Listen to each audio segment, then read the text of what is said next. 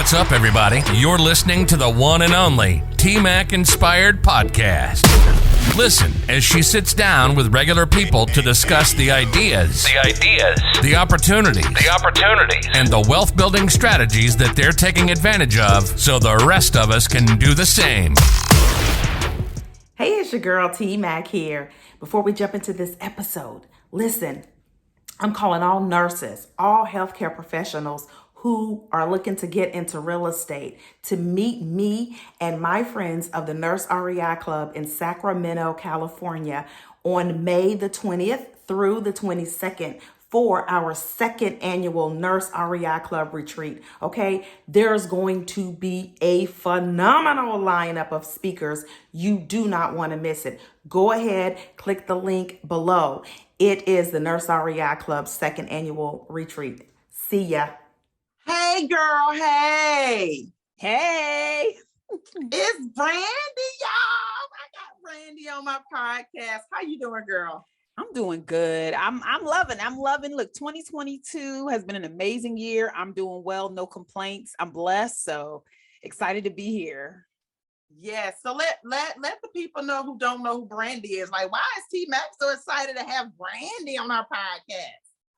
So for those who don't know, Dr. Brandi, I am a serial entrepreneur, a social entrepreneur of over 10 years. But at the end of the day, I would say I'm someone who was able to, go through the programming of K through 12 education, overachiever, graduated top 1% of my high school and got a PhD before the age of 30 and all of these things.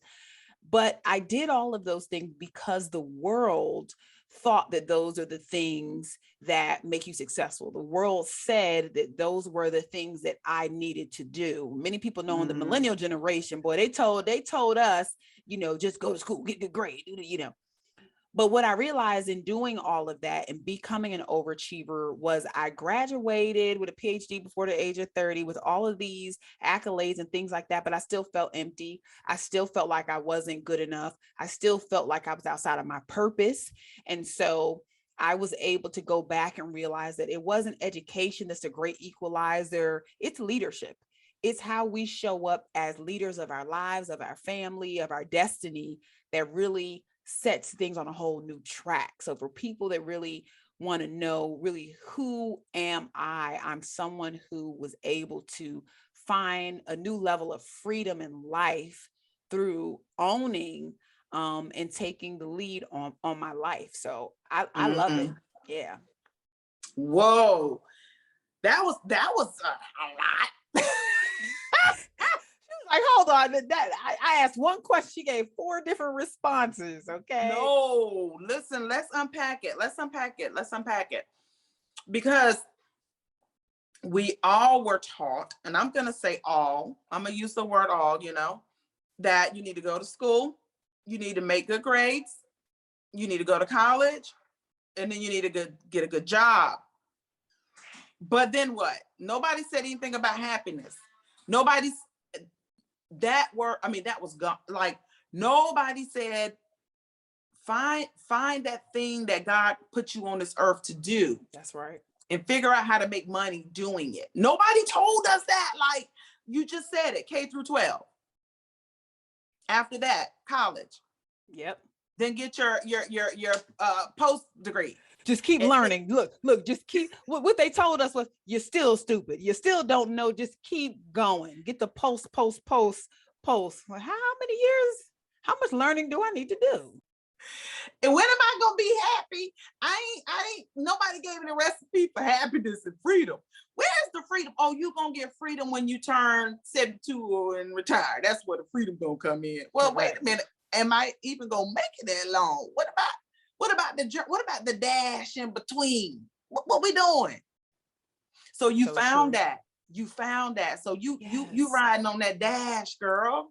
Riding on the dash. And here's the thing, I grew up to, humble beginnings, right? Which is like the politically correct way to say broke. You know what I'm saying? We was broke for a good couple years, couple of rough years in there. Okay. We was scratching and surviving good times. Okay. In my household. And it's one of those things where you don't know what you don't know. And so what I realized is, the irony is, the students that already weren't good in class and school, and the students that maybe dropped out or they already started their own little side hustle, my homegirls that was doing hair in 10th, 11th grade and did, in a weird sort of way, the more that you achieve, the more that you are, taught, and I hate to say program, but that's really the honest word and authentic word, by the educational system in America, really, the stupider you are. Like, you know what I'm saying? It's like the more it's like I was extra stupid, because I was a top 1% unless you're doing a career in, maybe STEM or science, or those students that are learning, they're on that medical route but for little old liberal arts me, all of that achievement was really structure in this system that did not help me when I branched out into entrepreneurship. And so a lot of people don't know, I was working in my early 20s as an academic advisor at a college university. I was pregnant with my oldest now. She's a teenager, and she was born with a cleft palate. They literally took her out. The doctor usually says, like, congratulations, it's a girl. And the doctor said, did you know she had a cleft palate? And I was like, what? Like, that was not what I was looking to hear. But through that experience of some of that, I had to contact my employer and say, hey, it's me, Brandi, here on maternity leave, no daycare center would take my daughter because she needs special feeding. No caregiver. I couldn't find anything. You know what my employer said? They said, unfortunately, we can't do anything for you. If you don't come back in your 3 months or whatever that time period was, 6 weeks, 8 weeks, you're going to have to find another job. And I said, well, okay, me not getting it. I was like trying to negotiate. Can I just do, maybe half a day? Can I do this? And the answer was like, no. Wait a minute, let me go feed my baby. I'll be right back. Is there a special, we didn't have the special nursing room and all these accommodations. It just was like, no. And here's the thing. I was one of the top counselors and advisors there. I had students transferring from other counselors and stand in line out of my door. I had workshops where students would come standing room only just to be in one of my workshops. They knew that, and the answer was no. And I was thrust into entrepreneurship, into business, period. I had no other choice and nothing else to do. Yeah. So you mean to tell me Miss 1%er, Miss PhD, Miss all of this, all these, you were trained to do what you were doing, and then you weren't allowed to do it because you had a special needs child. So now it's all out the window. All out the window. And here's the thing, all that PhD and all of that stuff, I didn't even have my PhD at the time, but my master's program and all that at the time, I still, for the first 2.5 years in business, didn't barely make $1, because everything that I applied to being successful as a student, I tried to apply that to being successful as an entrepreneur, and it didn't work. No, ma'am. I was like, I'm gonna need you to go over there somewhere, Miss Brandi, soon to be Dr. Brandi. I'm gonna need you to go sit down somewhere, because what you learn, what they teach us in school, and there's nothing wrong with school, there's nothing wrong with education, but nothing wrong. Does not equate to entrepreneurship. It doesn't. And wealth building, it doesn't apply to just wealth building principles at all. I was like, wait. I did all of this. And then, it was horrible. I had to learn the hard way and had to deprogram myself to even get some semblance of traction early on in business. So let me ask you this. Deprogramming yourself, what did that look like? Well, look, now here's the thing. You can either do it the easy way, or you could do it the hard way. So I started off the hard way, which was going and exhausting everything that I knew that had made me successful and applying it to business. I had to literally exhaust all of those skill sets first and realize something ain't adding up. Okay. So that was the first kind of aha, because here's the thing. We always are going to stay connected to what we know and what has worked for us. So you couldn't convince me, even if I had a business coach back then or someone to say, do this, do that, I probably still wouldn't even have listened, because I have used these skills to survive and to thrive as a student, as a professional student, as an academic person, as a professional in the workplace. So that was the hard way. But what I had to do when I hit rock bottom and I realized I'm on a hamster wheel, I'm banging my head against the wall doing the same thing.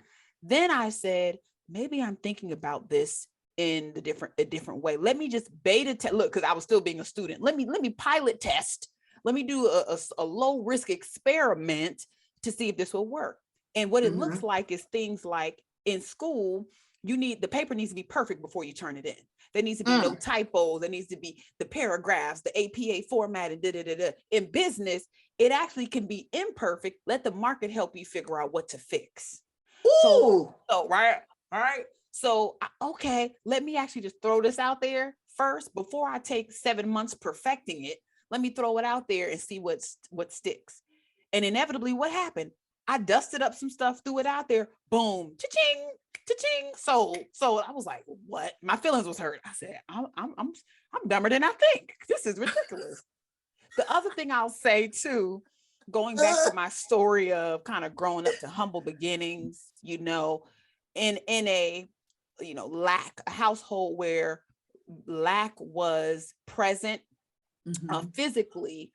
And so we operated, and my mom trained me in a way to kind of understand, hey, don't eat that cereal box. We're going to eat the cereal, don't open. It's 5 cereal boxes up there because we buy a month of groceries at a time, because you never know when the next, check is going to come. So we got it, but don't touch it until this, and don't do that. So I was trained for lack. So here's the other thing that was kind of happening at the same time. Wait a minute, don't wait a minute. I gotta stop you. Okay.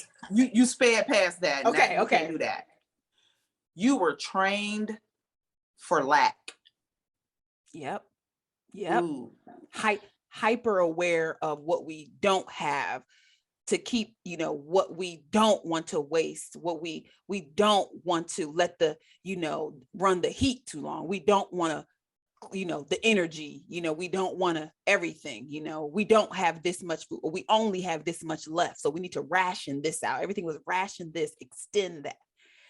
And the weird part about that is some of those things help you as survival strategies in life. The starving student. I was that starving student in college, working at the bar. I was working at a Puerto Rican bar Friday night, Saturday night, hustling. I was at the Gap during the week. I was at call service. I was working 35 hours a week as an undergraduate, freshman, sophomore, until my junior year. I had an opportunity to become like a resident director, which was only for graduate students. But because of my leadership, how I hustled, they recommended an undergrad, and they got me approved to be a resident director. But here's the thing, to bring it full circle to what you said, the things that help us to survive in one season will actually not help us thrive in another season. So being frugal, being aware of, being resourceful, right, which is dressing it up. Oh, I know I'm just resourceful. No. You stingy. You're lack-minded. That helped maybe in the early stages of my business, but at some point I needed to shift that. And so you take my student over programming and overachieving in one sense, and then you take the lack and awareness of lack and my resourcefulness. I tried to dress it up, make it sound cute. I wasn't making money at all. I wasn't making progress. I wasn't learning at all. Entrepreneurship and wealth building principles were exactly opposite of everything that I had ever known. Like it made it scary. It made it very scary. And I took my time to learn how to be successful instead of doing it quick, fast, and in a hurry, which is what I support other entrepreneurs in doing today. But it was a lot. It was a long journey. I do not wish it on anybody. And it has taken all of the 10 plus years for me to really have this full circle moment most more so, not because of a lack of strategy and tactics, but a mindset. You know, you and I have an amazing mentor, and he talks about becoming the person that can do the thing, not just doing the thing. And so the faster that people are able to transition their identity, shed those things that even their parents have said about them, that the community said about them, mistakes that they've made. I tell people I was suffering from perfection, pretending like things are perfect on the outside, but really I'm faking it. Women do this a lot. We look great on the outside, but our lives are in a sham and shambles. And I was a professional fake person. Just as fake as all of my overachieving, you know. Just achieve, just try, because really I wasn't really that smart, but I was motivated to overachieve because of my insecurities in other areas that were unaddressed. So, you know, for anyone that's listening who's trying to be in business, like, man, I thought this was about to be like, oh, Dr. Brandi's on here, Millennial Ventures, Tasha Mack, I got the whole thing. Well, yes, but we have had to go through in our process. And at the end of the day, only until you step into your true identity are you able to accelerate every single thing that you want to do. And that's really your purpose, you know, because we half of how we got into our messes is because of what we wanted to do. But it's really stepping into your purpose, which goes beyond you, you know. So I could talk about this all day, but that's that. I know. It's good. No, it's good. And people need to know that, because again, we hide behind being an overachiever and hide behind the successes that, I mean, really, are they successes? You know, right. we hide behind those things. And what we really need to be telling people is our story.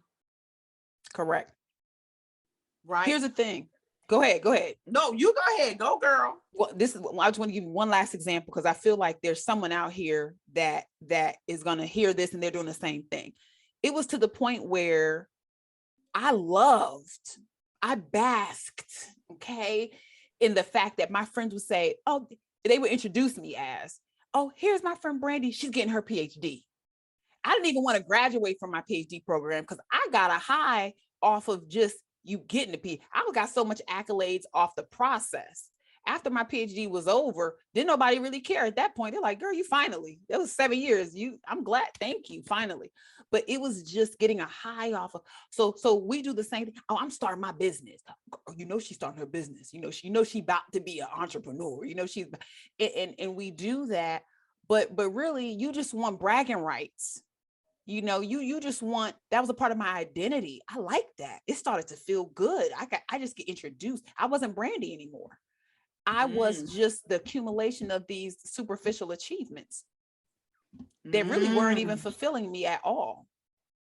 But I chose to stay there, though. I chose to stay there because at least I can get that. At least I can get the shell, the superficial acknowledgement, because I'm not getting acknowledged over here.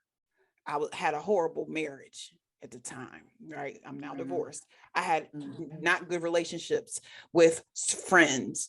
I had, overwhelmed by taking care of 2 children, one with special needs. It was a lot. I wasn't happy at all. But my friend Brandi, she getting her PhD. You know, it was sick. And there were people around me, and I kept people around me who, on purpose, who I could help.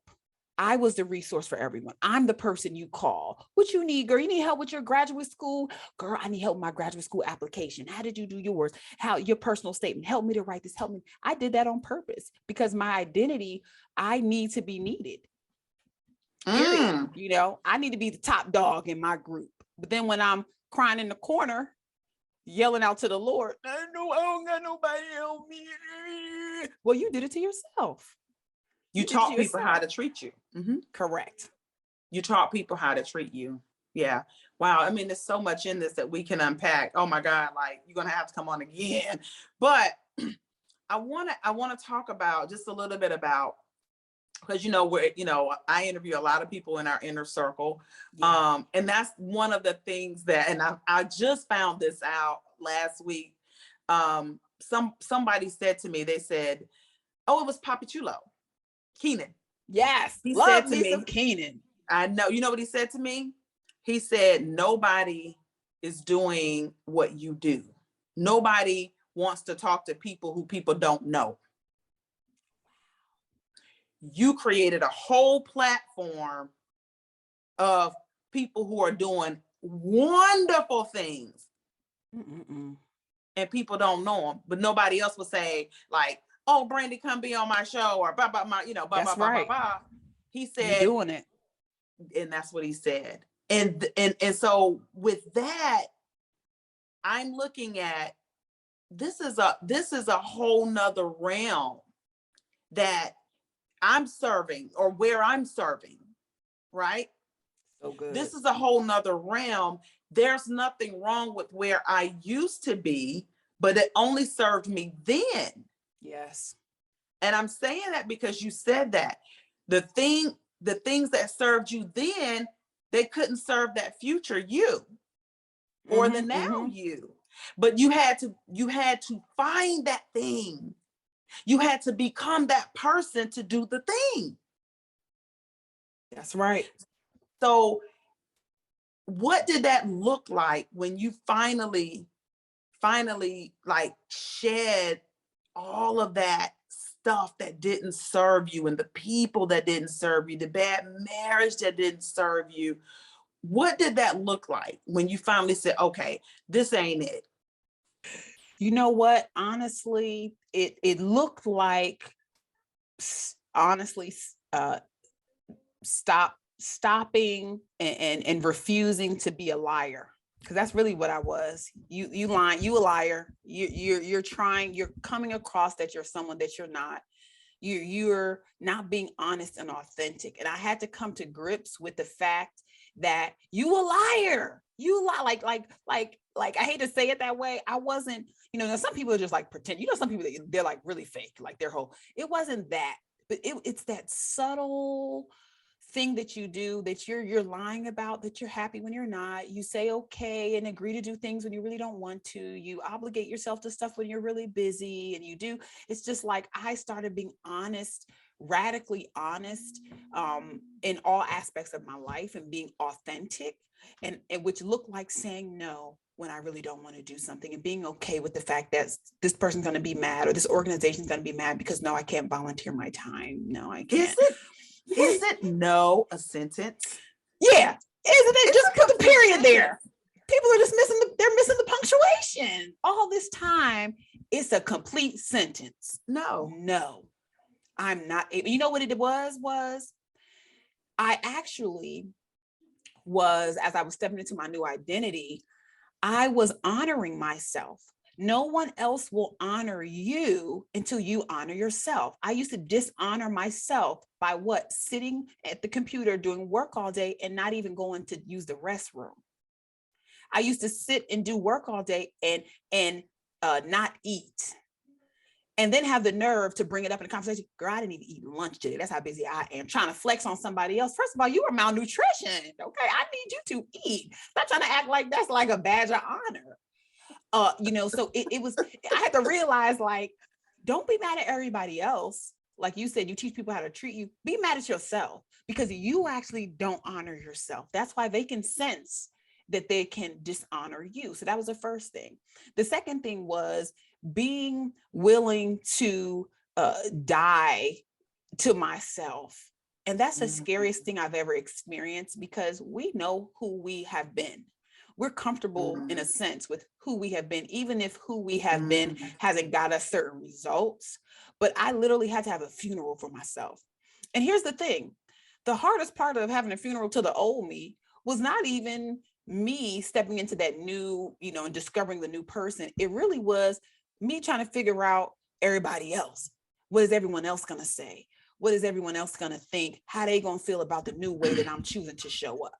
That was the hardest part. The Bible says, God is no respecter of person, so I was putting people on a pedestal. I was idolizing people's opinion about me. It was so much that was out of order. And so I think just being authentic, being honest, and letting the chips fall where they may. And the people that didn't like it when I chose me and honored myself, they found somewhere else to go, and they moved on with themselves, which was great. And then the funny thing that happened was there were people in my life that actually accepted the new me. They said, I'm so glad you set a boundary with me. And it was okay. I said, no, I can't come through this time. They're like, sis, I understand. I'm like, wow. I didn't, by being fake, by trying to be a people pleaser, I didn't allow people to step into and show me the true and honest love that I always was looking for. I was actually, thinking less. It was my representation of thinking less of people. I think less of myself. So I was bringing people's character down when really their character was at a level, but I didn't give them an opportunity to show up and show out for me as a true friend for me. I had to be the one that was the resource for everybody else. So I think for anyone listening, how are you just being inauthentic? How are you just being fake, phony, lying, just not honoring yourself in the small, subtle things? And so grateful for that. It's tough though. It's so tough. It's tough. I'm not going to say it's easy, but I have a daughter. And the thing that helped me push through was, how do I want her to grow up? What value do I want her to have about herself? And I was like, okay, I got you. That's say no more, and it helped me to kind of tap in. Yeah, that's how they say less, say less. Say less. Say less. You know what I'm saying? So yeah, so I want you to speak to, it always gets good, I want you to speak to the person, which would be the fake Brandi. Speak to the fake Brandis out there. There's a lot of fake Brandis out there, and they don't know how to be authentic. They don't know where to start to be authentic. They're afraid to lose friends. They're afraid to lose family. But we know that in order to get to that next level, you're going to have to start peeling back the onion, and you're going to have to start dealing. So I want you to talk to the fake Brandis. So good. So good. So here's the thing. This is the first thing I'm going to say to all the fake Brandis out there. It's a clique of y'all out there. Oh, but first thing I would say is, when you think about life, understand that yes, every day you wake up is an opportunity, a new opportunity to get things right, a new opportunity to get things on track. But the ugly truth is, every day you wake up is actually one less day you have to get it right. It's one less day you have to get things on track. It's one less day that you have. Every day that we are afforded an extra day to live is one day closer to our last day here on earth. Period. You came in this world alone. You're going to leave alone and by yourself. And how sad would it be that you don't allow yourself an opportunity to be authentic and just honorable to the person who you're meant to be, period. The other thing I would say to all the fake Brandis out there is, you deserve love. You are worthy of authentic love and people around you that really care for you. The people that are around you just because of what you would do for them, that's like second best, right? That's not the main thing. But I think the core of what I was struggling with was, I didn't feel like I was worthy. I thought I was worthy of just whatever I could get, whatever scraps of love and attention and accolades. So I would tell all the fake Brandis, time running out. Let's go. Time is running out, but you are worthy. You are. The last thing I'll probably say is, you have to let go of some of those stories that people have had of you, because a lot of times we get our false identity from other people. And it's usually the closest people to us. The person that said you ain't never gonna be nothing. The person that made you feel like that one mistake that you made is gonna be the nail in the coffin for the rest of your life. The person who never quite accepted you and you always wanted their acceptance, but they weren't there. The parent who was absent. It all comes from childhood. Think back Think back. The last thing I'll say, which is the last piece of the puzzle to kind of take that next step, is forgive yourself. Man, forgive Come on, fake Brandi. Forgive yourself. You got forgive yourself, because look, forgive yourself. And the reason why I say forgive yourself, which is because there's something I need to say before that, which is take responsibility for where you are at in your own life. You can't be a victim. It's not what everybody else did. It ain't what the white man did. It ain't what the dad did and what the mama did and everybody else did. Sure, that's a part of your story. But at the end of the day, we have to make a choice to take responsibility, to respond to the chips that have been dealt us, to us, and respond in a certain way. And once you take responsibility, then forgive yourself, because you too were a part of some poor decisions. But the redemption, and I believe in my transformation, really the Lord. People know I don't shy away. I'm a Christian. I love the Lord. Can't do it without him. Shandarabado. We can speak in tongues right now today. Lord, is the altar of the TMAC podcast, is it open? Like if there, that's as far as I can take you. That's as far as I can take the fake Brandis. And then we got to go supernatural. Everything else is supernatural, But if you have a different belief system, a different background, maybe you're, believe in a God or whatever, that's as far as I can take you, look in your past, forgive yourself, take responsibility, and time is of the essence. Let's go, Let's go. Yeah. You have no idea how I just want to keep this conversation going like forever and ever and ever. This has been good. No, we got to come back. We got to make them come back. Okay. Well, you got to have me on your podcast. Absolutely. Oh, please. We would love. And we talking about Leader-ish. It's the Leader-ish podcast. So we going all in. You're an amazing, person who has been literally bringing people on your back, helping them to cross over, women in particular. So we absolutely have to have you on for sure. Yes. So how can people work with you, and what should they expect when they work with you? Yes. So I'm super excited. As I stated, I've been an entrepreneur for over 10 years. My organization is called Millennial Ventures. We launch social impact startup brands and support entrepreneurs who have a business that is going to be helping the world become a better place, whatever that may be. And so we actually just launched something called Launch to Lucrative. It's a CEO boot camp, 3-day, going in and helping you audit everything about who you are as a CEO, whether you see yourself as that or not. So everyone can go to launchdtolucrative.com. It is free. It's literally no barrier to entry for general admission, and to be able to work with me. I am the lead coach and advisor there, and I'm taking literally all of the mistakes I've made in the 10 plus years, all the experiences that I've had, the people like you who are in my network, mastermind, and inner circle, the coaches that I've invested over 6 figures in over my time. I'm taking all of that and we giving the game away. What you do with it is for you. And so that I would say would be the first place for people to go to, just get to their next level in entrepreneurship and wealth building for their lives. I love the name Launched to Lucrative. Come on now, a little bit of alliteration in there, but because here's the thing, some people launch, but they never quite get over that hump in terms of making that money, sustaining themselves. So like you said, it's the dash, it's everything in between. So we're helping them to accelerate that process. I love it.